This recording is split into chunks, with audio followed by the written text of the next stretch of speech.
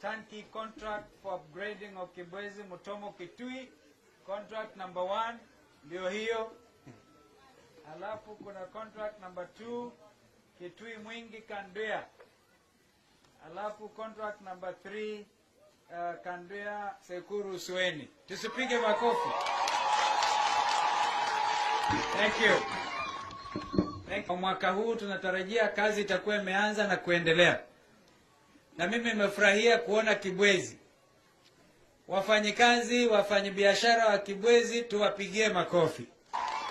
Kwa hivyo hii ndio maneno ambayo pia tuliona ni vizuri tuwatajie. Na mimi kwa upande wangu ni project moja yenye umuhimu mkubwa sana.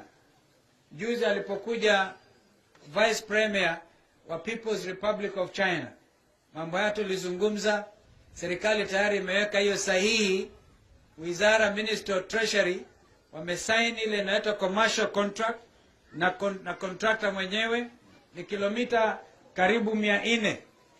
Na hiyo ni kazi ambayo hii barabara ikikamilika hakutakuwa na sababu yoyote ya mtu atoke Isiolo ikiwa anataka kwenda Nairobi, akwenda Mombasa, atoke Isiolo apitie Nairobi.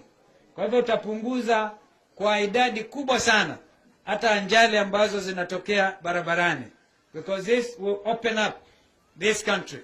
This is the artery ambayo italeta maendeleo makubwa sana, huku tukijiandaa kwa yale mengine ama changamoto zingine zile.